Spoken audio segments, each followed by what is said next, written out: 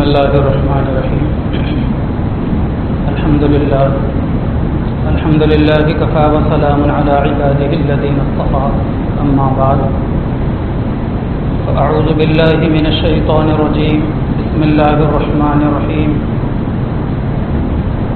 يا أيها الذين آمنوا اتقوا الله ولتنظر نفس ما قدمت لغد واتقوا الله إن الله خبير بما تعملون. وقال رسول الله صلى الله عليه وسلم: من صام رمضان ثم أتبعه ستا من شوال كان كصيام الدهر أو كما قال النبي صلی اللہ علیہ وسلم. قابل احترام دینی بھائی عزیزو، ماہ شوال کی آج پہلی جمعہ ہے اور رحمتوں برکتوں والا مہینہ ہم سے رخصت ہوا ہے. یقیناً اب ہمیں ان رحمتوں برکتوں کو پانے کے لیے اب 11 مہینے انتظار کرنا پڑے گا. خدا کرے کہ وہ مبارک ساعتیں اور وہ قیمتی لمحات ہمیں زندگی میں بار بار نصیب ہوں تاکہ ہماری قیامت ثمر سکے اور آخرت میں ہم کامیاب ہو سکیں اور جنت کی لازوال نعمتوں سے مالا مال ہو سکیں. محترم بزرگوں اور دوستو، رمضان میں جو کچھ ہم نے اعمال کیے ہیں، روزہ رکھا ہے، تراویح کی نماز پڑھی ہے، تلاوت کلام پاک کیا ہے، ذکر و اذکار کیا ہے، صدقات و خیرات کیا ہے، اللہ تعالیٰ اپنے بارگاہ میں قبول فرمائے. لیکن ہم میں سے کس کے رمضان اللہ کے بارگاہ میں قبول ہوئے اور کس کے نہیں ہوئے، اس کا معیار کیا ہے؟ شیخ الاسلام حضرت ابن تیمیہ علیہ الرحمہ نے لکھا ہے، وہ فرماتے ہیں کہ رمضان کے بعد کی زندگی کو دیکھو. رمضان کے بعد کی زندگی اگر اس کی اعمال سے بھری ہوئی ہے تو سمجھ لو کہ اس کے رمضان اللہ کے بارگاہ میں قبول ہو گئے. لیکن اگر رمضان کے بعد کی زندگی اس کی بھلی نہیں ہے، یعنی اعمال والی نہیں ہے، وہی گناہوں کی طرف رغبت، گناہوں کی چاہت اور اچھے اعمال سے بے رغبتی اور بے توجہی ہے، تو سمجھنا چاہیے کہ رمضان کے اعمال میں کچھ کمی رہ گئی ہے. اور ہمارے معاشرے پر ایک گہری نظر ڈالیے تو ایسا لگتا ہے کہ 60% مسلمانوں کے رمضان اللہ کے بارگاہ میں قبول نہیں ہوئے، اور اگر قبول ہوئے ہوتے تو آج ہماری مسجدوں کی یہ حالت نظر نہ آتی جو آج دیکھنے میں آ رہی ہے. بہت خوب کہا ہے، بہت اچھا کہا ہے شیخ الاسلام علامہ ابن تیمیہ علیہ الرحمہ نے کہ رمضان کس کے قبول ہوئے اور کس کے قبول نہیں ہوئے اس کو دیکھنا ہے تو رمضان کے بعد کی زندگی کو دیکھو. اگر رمضان کے بعد بھی اعمال سے بھری زندگی ہے تو اس کے رمضان کے سارے اعمال اللہ کے بارگاہ میں قبول ہو گئے، اور رمضان کے بعد کی زندگی اگر اعمال سے بھری ہوئی نہیں ہے تو سمجھنا چاہیے کہ رمضان کے اعمال میں کچھ کمی رہ گئی ہے، جس کی وجہ سے اللہ تعالیٰ نے اپنے بارگاہ میں وہ شرف قبولیت عطا نہیں فرمائی. اللہ تعالیٰ ہمیں معاف فرمائے. اور قرآن مجید میں جو آیت مبارکہ میں بیان کیا گیا تھا، فمن شہد منکم الشہر فلیصمہ، کہ جو کوئی تم میں سے رمضان کا مہینہ پائے تو اسے چاہیے کہ رمضان کا روزہ رکھے. اللہ تعالیٰ آگے فرماتے ہیں وَمَنْ كَانَ مِنْكُمْ مَرِيضًا أَوْ عَلَى سَفَرٍ فَعِدَّةٌ مِّنْ أَيَّامٍ أُخَرَ. رمضان کے مبارک مہینے میں اگر تم میں سے کوئی بیمار تھا، یا رمضان کے مہینے میں تم میں سے کوئی سفر میں تھا، بیماری کی وجہ سے یا سفر کی وجہ سے رمضان میں اگر کچھ روزے چھوٹے ہیں، اللہ تعالیٰ فرماتے فَعِدَّةٌ مِّنْ أَيَّامٍ أُخَرَ، تو رمضان کے روزوں کی جو 29 روزوں کی یا 30 روزوں کی تعداد ہے، وہ رمضان کے روزوں کی تعداد دوسرے دنوں میں مکمل کر لو. تو اس آیت مبارکہ سے معلوم ہوا کہ اللہ تبارک و تعالیٰ قیامت کے دن فرض کے کوٹے کی تکمیل چاہتے ہیں. یرید بکم اليسر، اللہ پاک آخرت میں تمہارے ساتھ میں آسانی کا معاملہ چاہتے ہیں. ولا یرید بکم العسر، اللہ پاک تمہارے ساتھ پریشانی تنگی کا معاملہ نہیں چاہتے، جس کی وجہ سے فرماتے ہیں کہ تم روزوں کی تعداد رمضان کی گزرنے کے بعد جو چھوٹے ہوئے ہیں، چاہے بیماری کی وجہ سے ہو چاہے سفر کی وجہ سے ہو، تو روزے مکمل کر لو. قیامت کے دن اس وقت تک اللہ تعالیٰ کے سامنے سے ہماری چھٹی نہیں ہو سکتی جب تک کہ مکمل نماز، روزہ، زکوٰۃ اور حج کے کوٹے کی تکمیل نہ ہو جائے. اس لیے محترم بزرگوں، دوستوں، اللہ نے یہ قیمتی زندگی ہمیں عطا فرمائی ہے، تو اللہ تعالیٰ کے جو فرائض ہیں اپنے زندگی میں ہی ان کو مکمل کرنے کی کوشش کریں. جیسے نماز ہے، روزانہ 5 وقتہ نماز پڑھنے کی کوشش کریں. لیکن اگر کبھی کوئی نماز ہم سے چھوٹ جائے، وقت پر نہیں پڑھ سکے، تو بہرحال بعد میں اس نماز کی قضا کر لیں، لیکن اس کو ذمہ رہنے نہ دیں. اس لیے کہ قیامت کے دن فرض کی تکمیل چاہتے ہیں اللہ تبارک و تعالی. لیکن اگر اب زندگی میں کچھ چھوٹی ہوئی نمازیں تھیں اور بہت چھوٹی ہوئی نمازیں تھیں، اب عمر کے اس مرحلے میں ہم پہنچ چکے ہیں کہ اتنی ڈھیر ساری نمازیں ہم مکمل نہیں پڑھ سکتے، برسوں چھوٹی ہوئی نمازیں ہیں. جوانی پوری ہماری لاؤبالی پن میں گزری ہوئی ہے، نمازوں کا کوئی ذوق اور کوئی شوق نہیں تھا. قیامت کے دن چھٹی ہونے والے نہیں ہیں. ہم چاہتے ہیں اللہ تعالیٰ کے پکڑ سے بچنا، تو ہم اپنے موت سے پہلے جو چھوٹی ہوئی نمازیں ہیں قضا کی شکل میں روزانہ ایک نماز کر کے، روزانہ ہر فرض نماز کے بعد ایک قضا نماز کی ادائیگی کر لیں. دن میں 5 نمازیں ہیں، روزانہ 5 پچھلی چھوٹی ہوئی نمازوں کی قضا کر لیں. بڑی آسانی کے ساتھ میں زندگی میں چھوٹی ہوئی نمازوں کی قضا ہو جاتی ہے. فجر کے بعد یا فجر سے پہلے فجر کی چھوٹی ہوئی، ظہر سے پہلے یا ظہر کے بعد پچھلے ظہر کی چھوٹی ہوئی، اسی عصر سے پہلے مغرب کے بعد عشاء کے بعد، ہر نماز کے بعد ایک نماز کی قضا کر لی جا سکتی ہے. لیکن اگر اب قضا کرنے کا موقع بھی نہیں ہے کہ عمر کے اس مرحلے میں پہنچ چکے ہیں، بوڑھے ہو چکے ہیں، موت بالکل سامنے کھڑی ہوئی ہے، تو کیا کیا جائے؟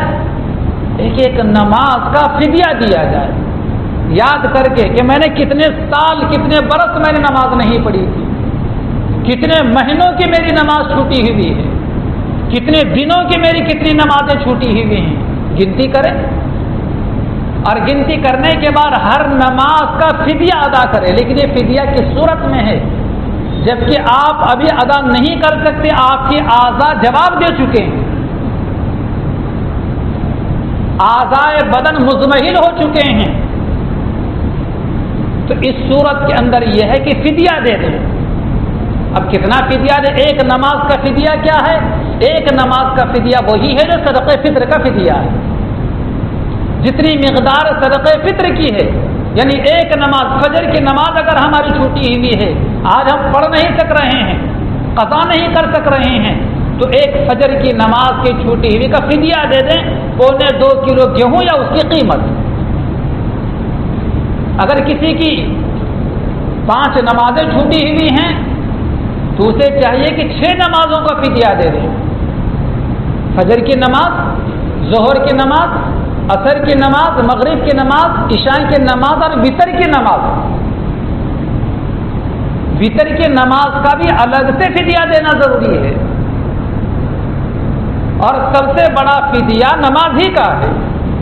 روزہ اگر چھوٹ جاتا ہے، اب روزہ رکھنے کی طاقت نہیں ہے، تو 2.25 کلو گیہوں دے دے، کام ختم ہو جائے گا.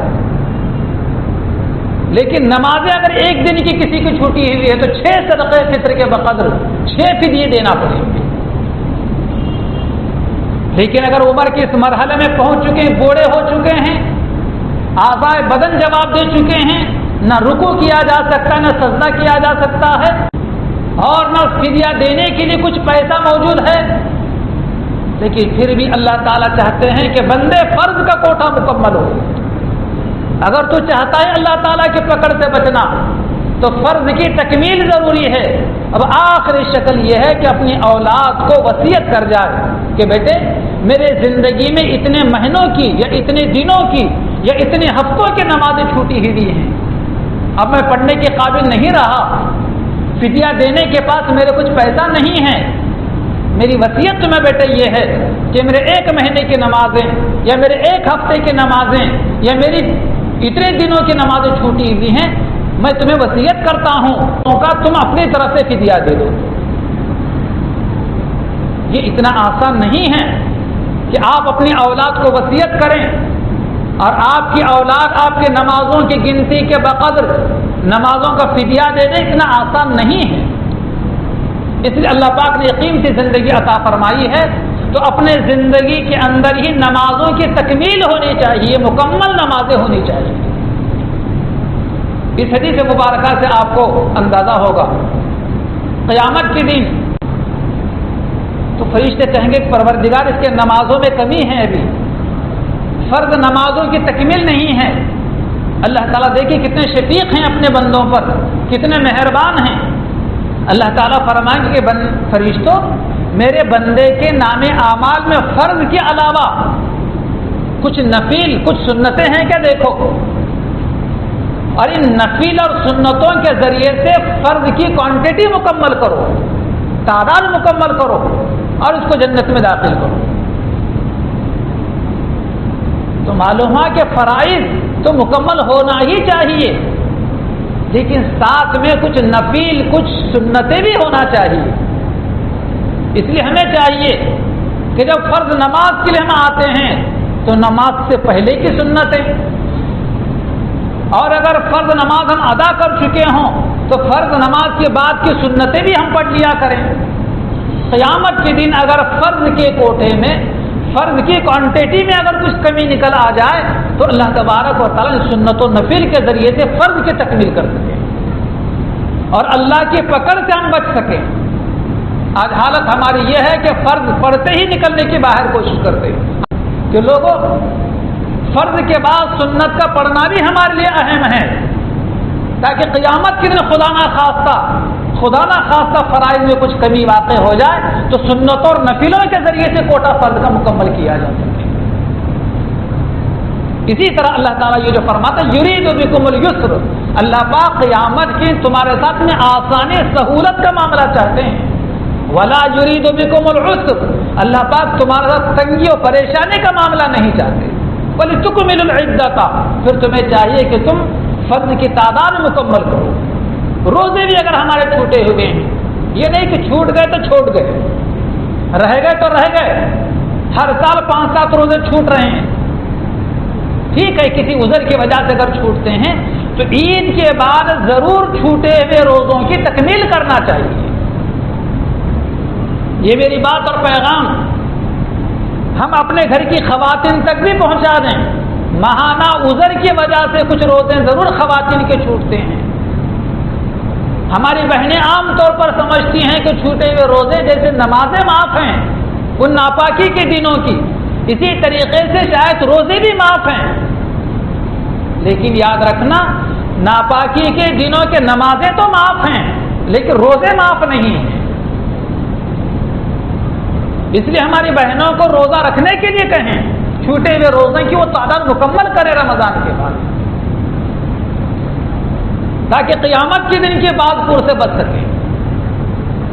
محترم بزرگوں اور دوستوں، اور ساتھ ہی ساتھ رمضان کے روزوں کے علاوہ بھی کچھ نفل روزے بھی وقتاً فوقتاً ہمیں رہنا چاہیے، رکھنا چاہیے تاکہ قیامت کے دن فرض روزوں میں اگر کچھ کمی واقع ہو جائے تو نفل روزوں کے ذریعے سے فرض کی کوانٹٹی مکمل کی جا سکے.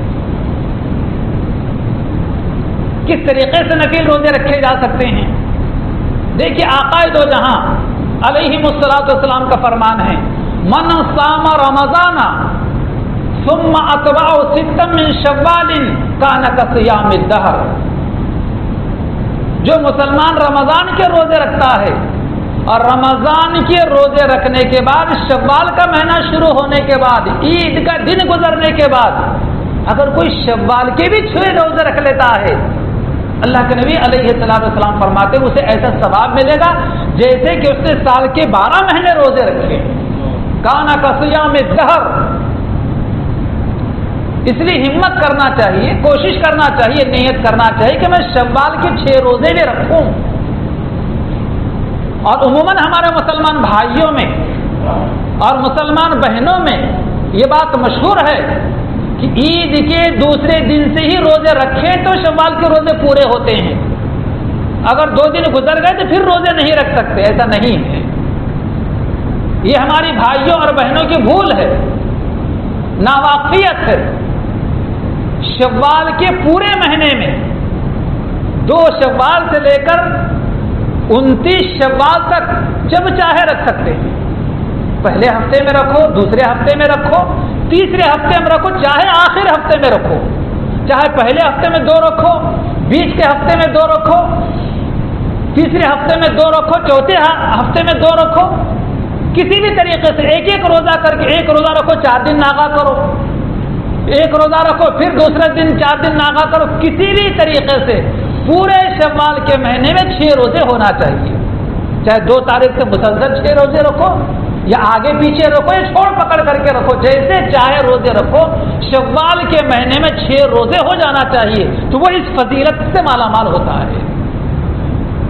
کیسے؟ ضابطہ کیا ہے؟ قرآن مجید میں اللہ تعالیٰ فرماتے ہیں من جاء بالحسنۃ فلہ 10 امثالھا، کہ جو مسلمان ہمارے پاس قیامت کے دن 1 نیکی لے کر آئے گا ہم اس کے بدلے میں 10 نیکیاں اسے عطا کریں گے۔ رمضان کے 30 روزے، آپ کہیں گے کہ 29 ہو گئے نا مول صاحب، 29 ہو یا 30 ہو، اللہ تعالیٰ پورے 30 روزوں کا ثواب عطا فرماتے ہیں۔ رمضان کے 30 روزے اور شوال کے 6 روزے کتنے ہو گئے؟ 36 روزے ہو گئے۔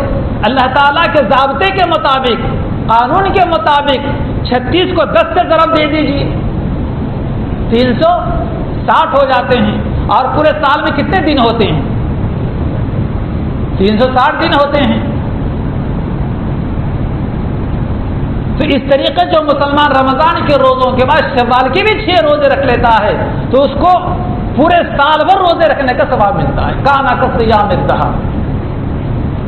اگر ہم نے اب تک نہیں رکھے، صحت اچھی ہے اور موسم میں ماشاءاللہ بڑا خوشگوار چل رہا ہے، اگر ہمت کر کے رکھ لیں تو اس فضیلت سے ہم مالا مال ہو سکتے ہیں۔ اور ہماری بہنیں بھی اگر اب تک نہ رکھی ہوں، اگرچہ کہ 1 ہفتہ گزر چکا ہے، کل سے بھی روزہ رکھ سکتے ہیں۔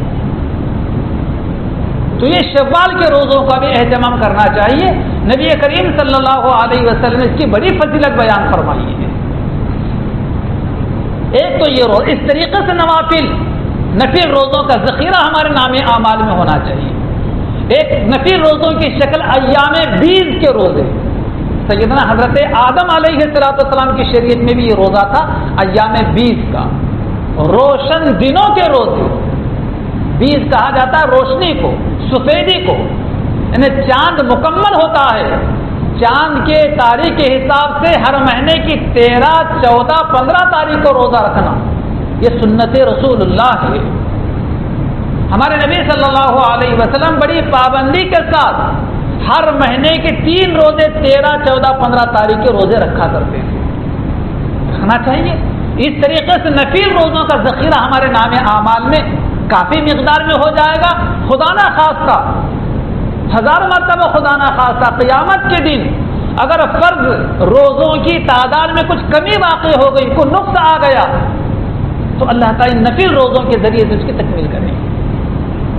اسی طریقے سے ایک روزہ ہے صوم داؤدی، سو کے معنی تو روزہ، داؤد پیغمبر ہیں ایک بڑے گزرے ہیں، داؤد علیہ السلام کا روزہ کون سا روزہ ہے؟ آپ علیہ السلام نے فرمایا کہ اگر کسی کو ہمیشہ روزہ رکھنے کا شوق ہے، ذوق ہے، تو اسے چاہیے کہ صوم داؤدی رکھے، جیسے حضرت داؤد علیہ السلام روزہ رکھا کرتے تھے اس طریقے سے روزہ رکھا کرے۔ کیسے روزہ رکھا کرتے؟ کنٹینیو، جیسے رمضان کے روزے ہیں ایسے روزے رکھنے سے حضور صلی اللہ علیہ وسلم نے اپنے امت کو منع فرمایا ہے. کمزوری واقع ہو جائے گی، کام کے قابل نہیں رہیں گے، کسی کے لیے قوت بازو نہیں بن سکیں گے. اس لیے آپ علیہ السلام فرمایا کہ اگر روزوں کا زیادہ ہی شوق ہے تو صوم داؤدی رکھیں. صوم داؤدی کسے کہا جاتا ہے؟ صوم داؤدی یہ ہے کہ آج اگر روزہ ہے تو کل روزہ نہ رکھیں، پرسوں روزہ رکھیں. یعنی ہمیشہ ایک دن ناغا کر کے روزہ رکھنا. پرسوں اگر روزہ رکھا گیا ہے تو ترسوں روزہ نہ رکھیں. ہفتے میں 4 دن روزہ رکھیں، 4 دن روزہ نہ رکھیں، لیکن ہر روزے کے بعد 1 دن کا گیپ ہونا چاہیے. اسے کہا جاتا ہے صوم داؤدی. اللہ کے نبی صلی اللہ علیہ وسلم اس روزے کو پسند فرمایا ہے. اس لیے اگر ہمیں روزوں کا شوق ہو تو یہ روزے بھی رکھنا چاہیے. اسی طریقے سے ایک روزہ کفارے کا روزہ بھی ہے. کفارے کا روزے کا کیا مطلب؟ کفارے کا روزے کا مطلب یہ ہے کہ کسی نے رمضان کا روزہ رکھا اور جان بوجھ کر روزہ یاد رہتے ہوئے، بھول کر نہیں، بھول کر اگر روزے میں کھا پی لے تو روزہ ہو جاتا ہے. لیکن روزہ یاد رہتے ہوئے عمدن کھانا کھا کر یا پانی پی کر یا اپنی بیوی سے ہم بستری کر کے کسی نے اگر روزے کو توڑ دیا ہے تو روزے کا کفارہ دینا پڑے گا. کیا ہے روزے کا کفارہ؟ حضور پاک علیہ السلام کا زمانہ ہے. حضور پاک علیہ السلام کے مبارک زمانے میں ایک صحابی حضور کی خدمت میں حاضر ہوتے ہیں اور کہتے ہیں کہ ہلکت یا رسول اللہ، یا رسول اللہ میں تو تباہ ہو گیا، میں تو ہلاک ہو گیا. حضور پاک علیہ السلام سے پوچھا کہ مالک تمہیں کیا ہو گیا ہے؟ انہوں نے کہا کہ ہلکت یا رسول اللہ میں تو ہلاک و برباد ہو گیا. آپ نے پوچھا کہ بھائی بتلاؤ تو صحیح کیا بات پیش آ گئی، کیوں اپنے آپ کی ہلاکت و بربادی گنوا رہے ہو؟ تو ان صحابی رسول نے بتلایا کہ وقعت علی امراتی وانا صائم، میں روزے کی حالت میں اپنے بیوی پر گر گیا. مطلب یہ کہ میں ہم بستر ہو گیا، اب میں تو تباہ ہو گیا. روزے کی حالت اتنا بڑا جرم اور پاپ مجھ سے گناہ ہو گیا، میں تو برباد ہو گیا. نبی کریم صلی اللہ علیہ وسلم فرمایا هل تستطيع ان تصوم شهرين متتابعين؟ بخاری شریف کی روایت ہے. آپ علیہ السلام پوچھا ان سے تو ٹھیک ہے تم سے وہ عمل نہیں ہونا تھا جو ہو گیا، تو اب کیا تم اس بات کی طاقت رکھتے ہو کہ 2 مہینے کے لگاتار مسلسل روزے رکھ سکو؟ کہ لا یا رسول اللہ، یعنی حضور مجھ میں اتنی طاقت نہیں ہے، رمضان کی 1 مہینے کے روزے نہیں رکھ سکا میں، یہ واقعہ پیش آ گیا، میں 2 مہینے کے روزے کیسے رکھ سکوں گا؟ پھر آپ علیہ السلام فرمایا کہ حل کیا تو ایک غلام کو آزاد کرنے کی طاقت رکھتا ہے؟ انہوں نے کہا کہ یا رسول اللہ اس کی بھی میں طاقت نہیں رکھتا، میں غریب آدمی ہوں. تو آپ علیہ السلام نے پھر پوچھا کیا تم اس بات کی طاقت رکھتے ہو کہ 60 مسکینوں کو، 60 فقیروں کو 2 وقت پیٹ بھر کر کھانا کھلاؤ؟ انہوں نے کہا کہ ارسو میں غریب ہوں، میں اس کی بھی طاقت نہیں رکھتا. تو آپ علیہ السلام فرما کے بیٹھو. تھوڑی دیر کے بعد کہیں سے آپ علیہ السلام کے پاس ایک بوری تھیلا بھر کے کچھ اناج آیا اور آپ علیہ السلام نے فرمایا کہ تھیلا اٹھاؤ، گھر جاؤ اور غریبوں کو کھلاؤ، اس میں سے تمہارا کفارہ ادا ہو جائے گا روزے کا. انہوں نے تھیلا اٹھایا اور اٹھانے کے بعد کہا کہ یا رسول اللہ ان دونوں جنگلوں کے درمیان، مدینہ منورہ کی اس بستی کے درمیان مجھ سے زیادہ کوئی غریب نہیں ہے، میں کسے دوں؟ آپ علیہ السلام کو ہنسی آ گئی. آپ علیہ السلام کو اٹھاؤ، جاؤ کھا لو اس کو لے جا کر. تو اس حدیث مبارکہ سے معلوم ہوا کہ رمضان میں اگر کسی نے جان بوجھ کر کھا پی کر یا بیوی سے بستر کر کے اگر روزہ اگر توڑا ہے تو اس کا کفارہ ہے. کفارہ کیا ہے اس کا؟ ایک غلام آزاد کرنا. آج پوری دنیا میں کہیں بھی غلاموں کا رواج نہیں ہے.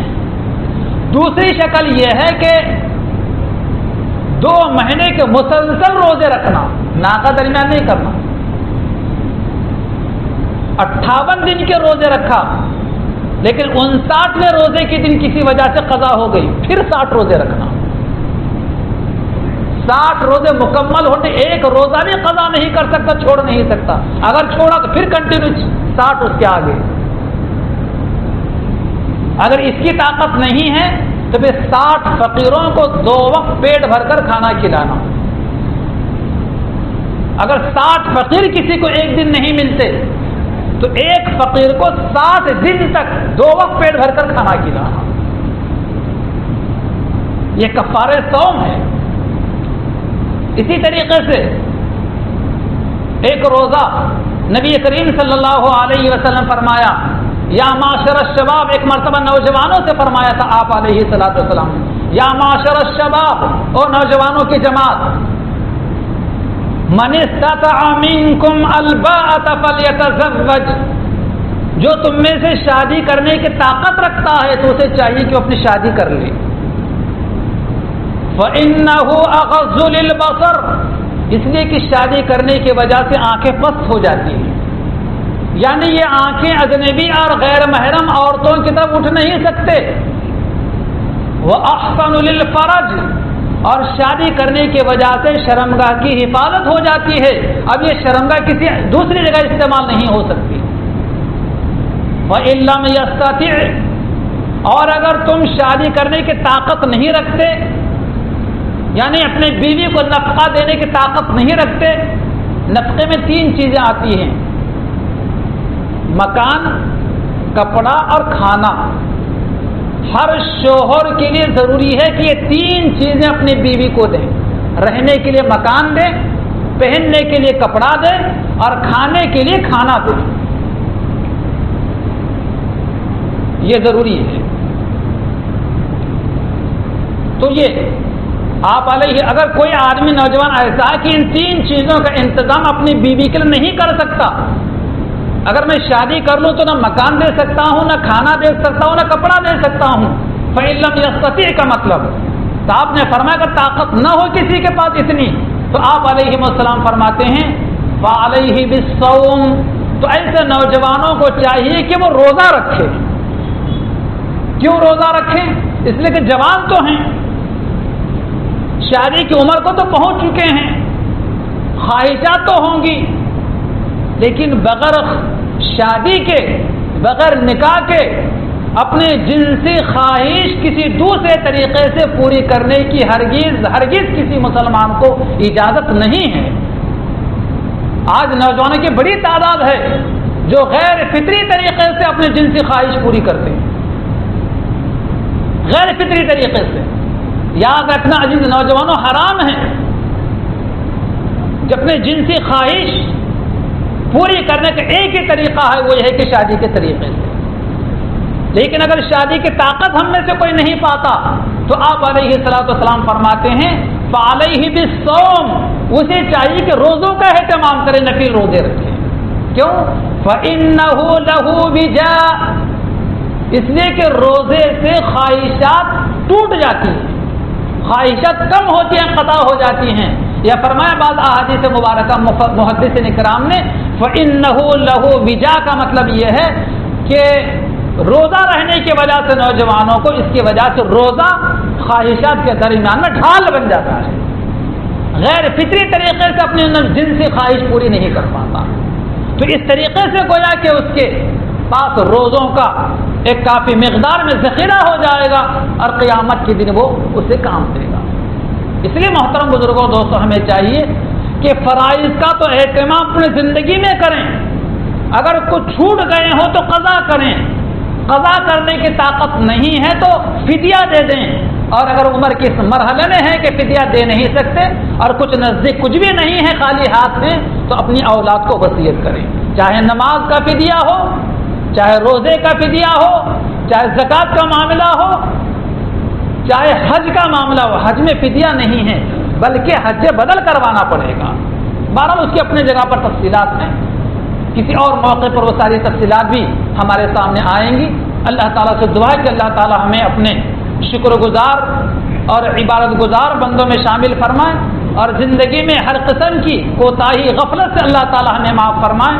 اور جب کبھی کسی قسم کی فرائض کی ادائیگی میں کچھ غفلت ہو جائے، کوتاہی ہو جائے، تو جو شکلیں اور تلافی کی شکلیں اللہ پاک نے، اللہ کے نبی علیہ السلام نے بتلائی ہیں، اللہ پاک ان شکلوں کو اپنا کر فرض کے تاران مکمل کرنے کی توفیق عطا فرمائے، تاکہ قیامت کے دن اللہ تعالیٰ کے بعد پرس سے اور